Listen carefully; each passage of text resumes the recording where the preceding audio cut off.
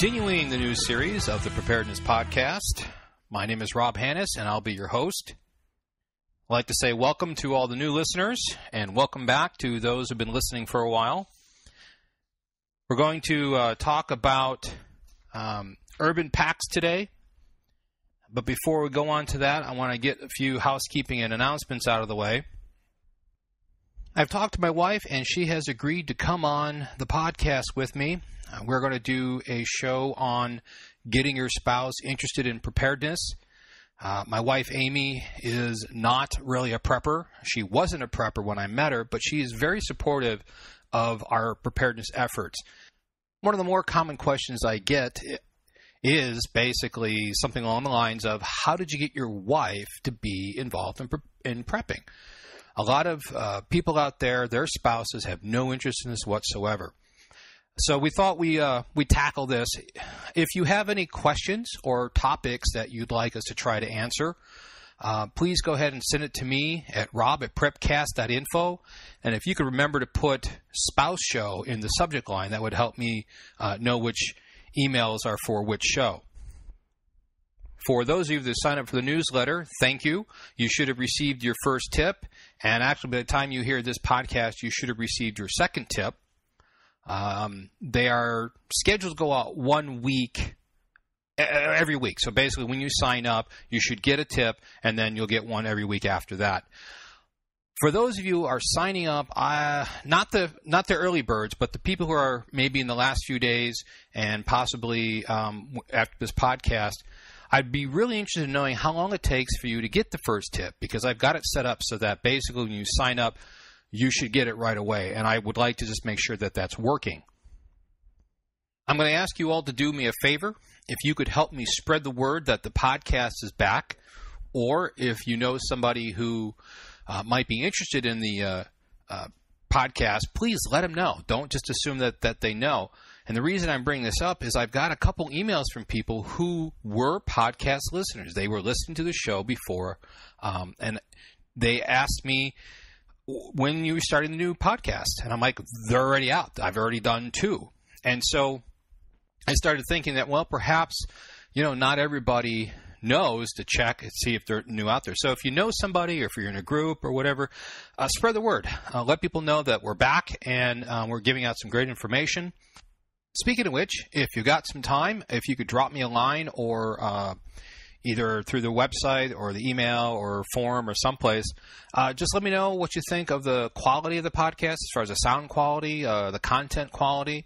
If there's something else you'd like me to cover, I'd be really interested in hearing that. I'm still trying to get the settings right on this new recording setup. It's more of a direct recording, and I'm still playing with the levels.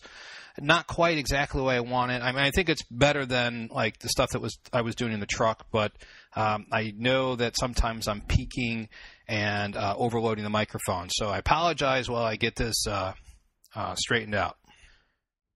Today I got a tip from the local police department in their newsletter, and I thought it was interesting enough that I would like to pass it along, because I think a lot of us do this. I'm just going to read it verbatim. This section is, who is entering your home for service and repairs? Many prisoners learn skills in air conditioning, plumbing, handyman services, and more. When released, ex-offenders then gain employment and work in private homes. Many companies do not conduct full criminal background checks on their prospective employees. In crime prevention, we suggest that you ask a company if they conduct criminal background checks, not just drug testing, before being hired. If the answer is no, we suggest you hire only companies and employees who have had full criminal background checks. Many people become victims of property and violent crimes from ex-offenders entering their homes or re-entering their homes at a later time. I think this is important because this is part of that normalization that we have where, this person must be okay because they're in a uniform, they've got an ID tag, and such company sent it out, they must be okay, when in truth, it may not be. So we need to be very vigilant on this. This is, to me, very important, like when the wife and kids are home alone, it'd be very important to know exactly who is coming to your door to do the service on your washer, your refrigerator, your water heater, etc.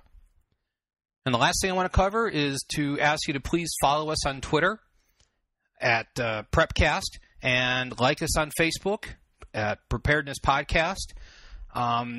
That's kind of the ways I am putting out information, especially about news stories and prep-related articles that I feel that either interesting or significant to, being prepared.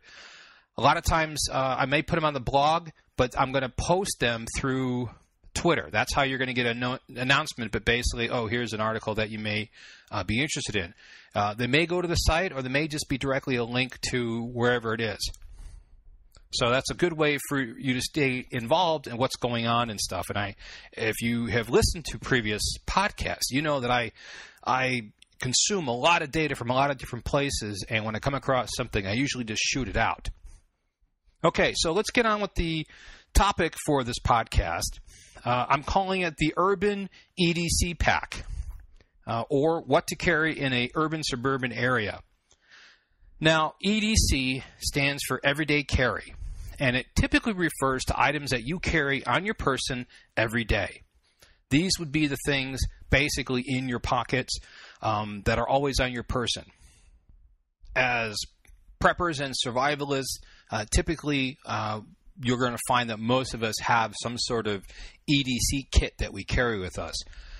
For example, my everyday carry consists of my wallet, my cell phone, my IDs, money, including debit and credit cards, a flashlight other than my phone, a small butane lighter, a knife, a bandana, a couple of small multi-tools, some cordage, paracord, chapstick, and a contact list, not just what's in my phone, but written out of the most important numbers.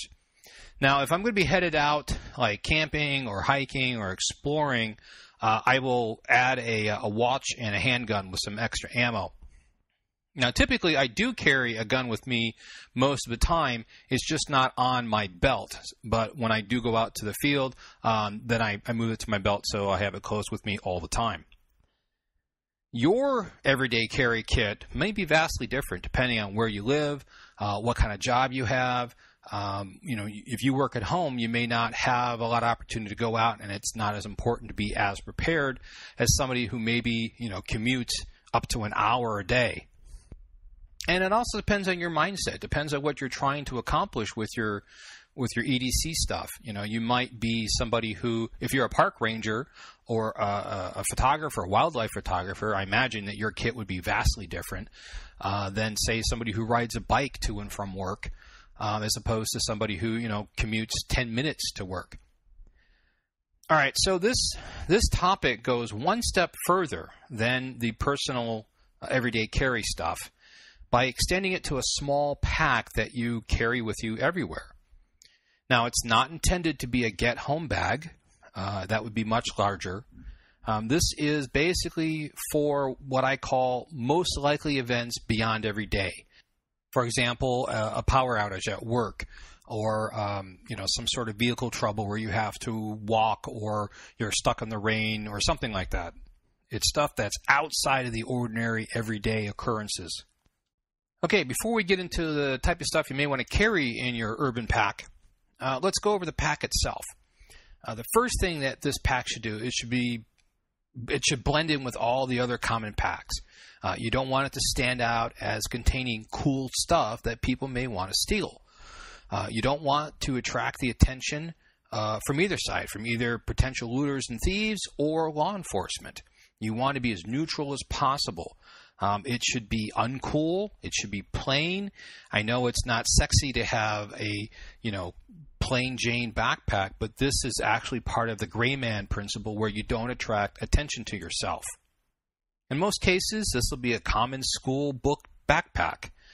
No camo, no bright colors, no stickers or decals that support controversial topics or that are giveaways that you might be a prepper or survivalist. And sadly, this also means that you won't be able to put on the Preparedness Podcast logo when we finally get around to having stickers. Choose a medium to dark color, generic looking backpack. Now, we want this pack to be small as possible because you're not supposed to leave it in your vehicle. Take it with you whenever possible. Now, this might be difficult for those of you who wear business suits on a daily basis, or if you have to carry a briefcase. Carrying a briefcase and a backpack might look kind of suspicious or odd. So what you could do is you could take a zipper pouch or some sort of small pack that you can keep in your computer briefcase or something like that. It doesn't have to be specifically a backpack, but something that is with you all the time. Ideally, the pack should be compartmentalized or have your items kept in separate zipper bags. This keeps nosy people from seeing what you have in your pack when you open it. And it also helps to keep it more organized, and it minimizes the wear on items. For example, if you have ever had one of those small bottles of hand sanitizer that you've kept in a book bag or a purse or even a pocket or something, if you look at it, you notice that it has a lot of wear marks on it. The label starts to rub off and stuff, and the plastic itself has these little micro scratches on it. That type of wear can actually wear out some gear. But if you keep them either in plastic bags or put all your stuff kind of tightly packed into zipper pouches, the zipper pouch actually ends up taking more of the wear and tear than the items themselves. Not to mention, it will make things easier to find, especially if you mark them or color code your pouches. Don't overtly mark them, though. Don't write ammo, gun, knife, food on these pouches. That's pretty obvious. Either use a color-coded system or a numbering system or some other coded system like A1 or FR2 or something like that you know what it is, but nobody else can really figure out just by looking at it. Now, when I first started getting serious about preparedness, I started carrying around a pack with me. I called it my fast pack, and it was basically a shooting bag. It was a large shooting bag, and I kept, survival kit and food and all sorts of survival and preparedness items in there. And I used to keep them loose because they were easier to get to. Again, that's how I know about the wear and stuff.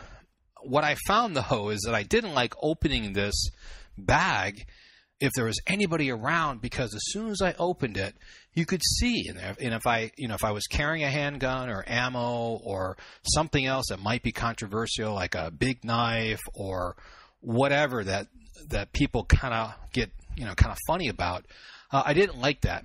So I discovered that if I made all the internal bags black, when I opened the bag, you couldn't tell what was in there because everything was black. And if I had a black piece of gear, like, say, binoculars, it blended right in. It was really hard to see. Now, at the same time, it also made it a little bit more difficult to find things because everything was black. I really had to know the pack well. I had to know the exact shape and size and kind of outline patterning that the gear was making in the pouch itself to kind of know what I was pulling out. But I did learn that I was much more comfortable when everything was black or the same color, but black is very subdued. It's very hard to make out and distinguish separate items. Now, I'm not suggesting that this urban pack should be anywhere near as big as that bag, but if you can camouflage or redirect people's interest from the things that may see in your bag, you should be better off and avoid those little nosy questions. Here are some other things to keep in mind. Some of these items might be part of your everyday carry already.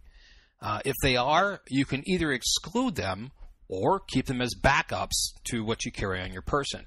And remember, backups are very important. One of the things that we tout here is basically you should have 3 backups of everything. This bag is not supposed to be a bug-out bag. It's not designed to be a get-home bag or an evac bag. It's only supposed to be a small bag that you carry around with you just in case. The items should be chosen for the smallest size whenever possible. You want to keep the bulk and the weight down to a minimum.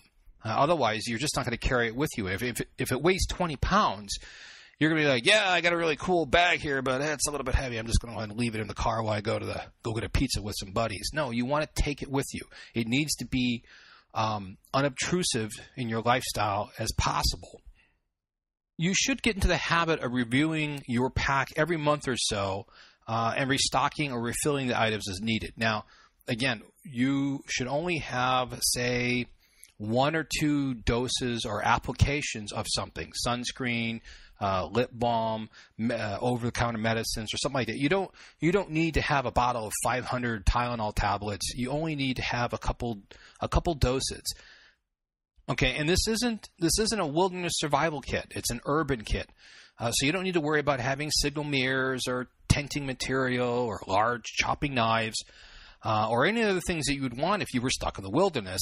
An urban pack is supposed to be a small pack you carry with you at all times. So if you overstuff it, you're going to end up not carrying it. Now, this is up to you, but I suggest not going with the most expensive items. The risk of theft for this bag is high because since you're carrying it around with you everywhere, the chance is higher that somebody may take it from you. Okay, the items I'm going to suggest are only suggested items. Go with what works for you and for your area. Put some planning into this. You should be thinking of what you need every day, and that should be mostly already what you carry in your everyday carry kit on your person. And think of things that could happen when you're at work, or if you're a traveling salesperson or a sales rep or something like that, and you're on the road a lot. You probably have a bag for your car, but this would be something that you carry with you. Say, for example, if you go to high-rise buildings, office buildings a lot, what would happen if there is a fire or a terrorist attack or a power outage while you're on the 20th floor? You need to think of those things and try to put them in this pack because, again, you're going to have it with you when something happens. Putting together a pack is often a very personal thing, so please use these tips as suggestions or a guide, not a rule.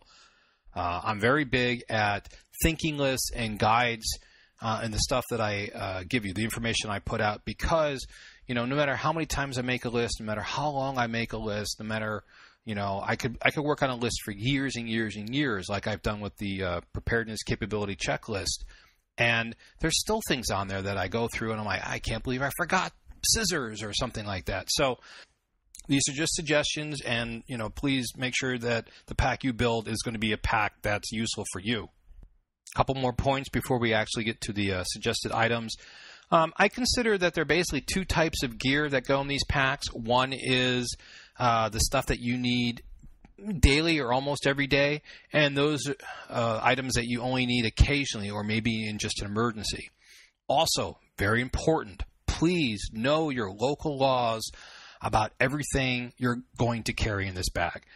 There are some things that I can carry here in Arizona that are completely illegal in other states. So, if I say gun or knife or pepper spray, make sure you know whether or not you can carry those legally so you don't get in trouble if you get stopped and somebody searches your bag. Okay, here are some items to consider for daily use. So these would be the items that you would put in the most accessible area of the bag. Notepad, pencils and pens, a flashlight, preferably one of those LED headlamps. A headlamp is much more easier to use and keeps both hands free than instead of trying to walk around or do something and have to hold a flashlight in one hand. Lip balm, money, including paper money and coins, a knife, the small pocket type that very popular, a hat, a rain hat or a sun hat or maybe one that does both, small pack of tissues, and a cell phone and charger. Now, those are the things I can think using, very often, so I'd want to have quick access to those. Some things I already carry with me on a regular basis, like, my phone and lip balm and some other things are already with me all the time. What prompted this topic for this podcast is I have a computer backpack that I carry to and from work all the time, and I do have some stuff in it. But I was thinking and reviewing, and I'm like, I'd like to add things to this so that I'm even better prepared So on this list, some of the things I already have in the pack and some of the things that I'm going to be adding, but again, use this as a guide. Also, no particular order on these. I just kind of wrote them down as I came across and thought of them. First thing I've got is another butane lighter. I'd also would include a small flint and steel and tinder. Now here in the desert, it doesn't get that cold. I'm not too concerned about having to build fire. But if I was in a colder environment, the butane lighters don't work so well when they're cold, and I would probably carry a lot more tinder because if I need a fire, I want to be able to start one. Multi-tool, like one of the Gerbers or something, a full-size multi-tool, not one of those little mini or micro ones. A first aid kit, including any medications that you need.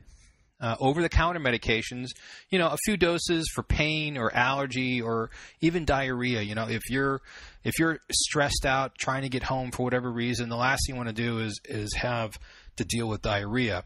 A whistle, like a Fox 40 or one of those super loud, durable ones. Energy stuff like Vivarin, which is caffeine pills, or 5-hour energy. They come in these little bottles, or even some dextrose tabs, which is sugar. Sometimes you need that extra boost to keep you going. Extra socks and foot powder. Maps of the local area. And on those maps, you could write like a contacts list. You could sketch out evacuation routes.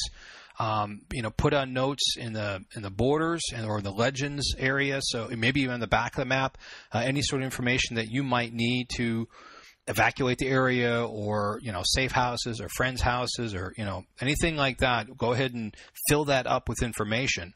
A small compass, a knife that's more reliable and more rugged than the pocket one I carry. I have a Benchmade folder, but something like a cold steel SRK or any sort of fixed blade knife that you could actually like do some small prying or chop wood or split wood by pounding on it with another log or something that's pretty rugged that you can really rely on.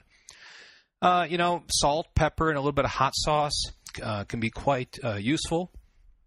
Ziploc bags, both large and small, they don't take up a lot of space, but if you need to store something, they can be quite handy. You can put a water filter or iodine tablets. I'm going to go with iodine tablets because they're smaller.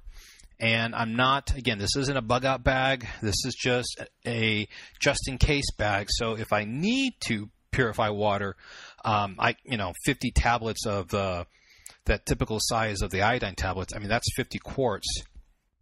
And, of course, you'll need something to put the water in so you can purify it. A lot of the packs have a side pocket for a water bottle, or you could have one of these flexible plastic bags that basically collapse down to just about nothing when they're empty. Paracord, you can never have too much paracord. I don't know what the proper amount is, but whatever you feel is comfortable, probably somewhere between 50 and 100 feet would be good. A casualty blanket. These are like a space blanket, except they've got some ripstop in them, and they're shiny mylar on one side, and they're usually a subdued color on the other. They have some grommets around them. They're thicker. They're more durable. You can use them like a tarp. You can use them as a space blanket for heat and stuff. I think they're probably worth their weight in price over a space blanket. I've never really been impressed with space blankets too much. Some sort of defensive weapon, a gun, a stick, a collapsible baton, pepper spray, something in order to defend yourself if you have to. A small AM/FM radio with some earbuds would be quite handy in getting information in, during those times you would need it. Small roll of duct tape, probably completely invaluable. Come on, guys, it's duct tape. Energy or food bars, some bandanas. A thin rain jacket. Now, I like my Frog Togs rain suit, but it's far too bulky for something like this. I'm actually thinking about putting a couple of those cheap rain pouches in there. They do work. They're nearly a one-time use, but they will work. You could also do some garbage bags, too. They work just about as well. A small amount of hygiene and sanitation items. That could be like a small toothbrush and some toothpaste, or even a small container of salt and baking soda. Nail clippers, maybe some folding scissors. and some toilet paper, like, take 25 sheets at a time, fold them up, and put them in like a vacuum seal bag or something. They don't take up a lot of room. And some hand sanitizer. I mean, that right there, that's a little itty bitty hygiene kit.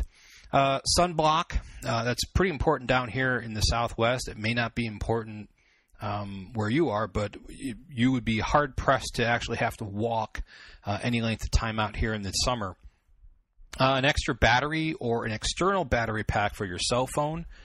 In times you need it, the last thing you want to do is actually have your phone die on you. I'm thinking about including a small USB thumb drive that has my important files and documents that are encrypted, just in case I need them. And that's pretty much the end of the list that I had come up with. There are a lot of things, though, that I can think of that I didn't mention that I could see putting in an urban pack. Things like a dust mask, gloves, spoon, glow sticks, a small pry bar, a water filter instead of the iodine tablets, a small stove, a metal cup, stuff like that. It really depends on your environment, how you see yourself using this, what kind of emergencies you could come up against. For me, I live and work in the suburbs. I'm not in high-rise buildings. I'm not in or around or passing through wooded areas. I don't have snow to worry about on a daily basis because I'm in the desert. So a lot of those things I'm not worried about. I'm not really concerned about dust masks and gloves and stuff like that. My big thing is basically getting home or getting to my truck. Now, I usually carry my fast pack, which is my main bug-out bag, or kind of like everything bag, in my truck. Sometimes I don't, like when it's hot like now. In fact, I have it in my truck now, and we've been breaking records. It got 116 degrees yesterday. Broke the record from, I think, in 1985 or something like that. I probably shouldn't have the bag in the truck because the high heat is actually degrading a lot of things in there. So what I want to do with this urban pack is I want to take and put a lot of this stuff in my computer bag, as I said. That way I always have it with me. So if I don't have that bag, I still have enough supplies that I carry with me all the time. Now, there are lots of other places on the internet that you can find information that you can use when you're building your pack or trying to figure out what you want to put in your pack. Again, one of the key components is small and lightweight. Practicalbackpacking.com is one of the sites I found that had some good information. Lots of tips, and I think it's a form, if I remember correctly. I don't have my notes here, but I'm pretty sure it's a form. But also, there is a lot of good websites that are dedicated basically to everyday carry. A couple of the ones that are kind of neat to look at are everyday-carry.com and everydaycarryblog.com. Both of these sites, people send in pictures of their EDC stuff. And it's very much the typical stuff you'd find in pockets, watches, wallets, knives, stuff like that. But you can get a really good idea of all the different stuff that's out there that, you may want to use for your pack or your everyday carry stuff. Both of them are a really good example of how you can see what others are using to solve the problem of what to carry with them every day. Okay, that concludes this topic for this podcast. I hope you found it helpful. This week's preparedness project is, surprise, creating your own urban pack. Now, this could be, starting the habit of carrying a pack every day, create an urban pack and start carrying it. Or if you already carry a bag with you every day, a lot of women already carry purses. Men already carry, bags or satchels or briefcases with them. Go through your bag and see what you can do to add to it so that you're increasing your preparedness level on an everyday basis. Okay, folks, until next time, enjoy life and stay safe.